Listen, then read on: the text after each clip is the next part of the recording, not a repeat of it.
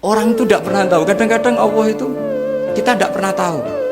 Andai kan boleh dibahasakan, kita tidak pernah tahu cara berpikir Tuhan.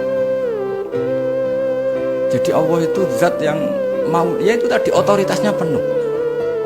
Makanya saya pernah cerita di mana-mana, di kitab-kitab yang saya baca itu ada 2 orang yang ahli neraka, sudah di neraka. Ini sekaligus ijazah, saya ulang lagi sekaligus ijazah, bisa dipraktekkan nanti itu. Setelah itu 2 orang ini dipanggil ke surga sama Allah. Allah itu tanyanya ya aneh, enak di neraka? Ya udah enak di neraka. Ya gak enak di neraka, kok ditanya enak enggak ya gak enak. Ya sudah, kembali lagi ke neraka. Lari kencang-kencang, lari menuju neraka. Lari.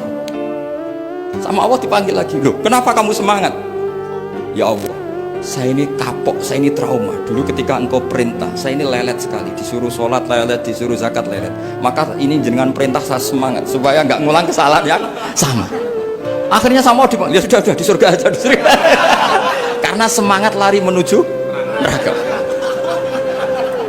Maka ini ijazah nanti kalau di mahsyar ya, kamu dipanggil, ayo masuk neraka, harus apa? Semangat. Harus semangat. Oke Gusti, semangat. Lah repotnya kalau nggak dipanggil lagi. Akhirnya barokahnya semangat itu dia di surga.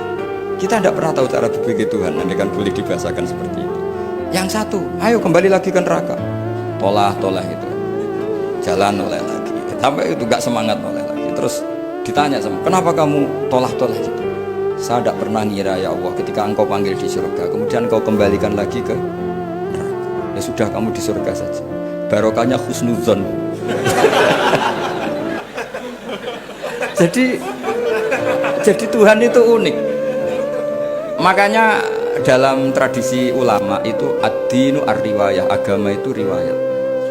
Sebagian diredaksikan inna hadzal ilma dinun fanzuru amman ta'khuduna dinakum. Agama ini, ilmu ini agama, maka lihat riwayatnya. Karena kita tidak pernah tahu cara berpikir Tuhan. Kita harus mengikuti riwayat yang diutarakan Rasulullah SAW. Karena kita tidak pernah tahu. Kayak tadi ada orang diinjek, kita mesti kan terprovokasi ingin bela yang sujud, menyalahkan yang injek. Tapi ketika yang sujud mencatut nama Tuhan, Allah tidak akan memaafkan kamu. Itu Tuhan tersinggung karena sifatnya direduksi satu, diambil satu, disembunyikan satu.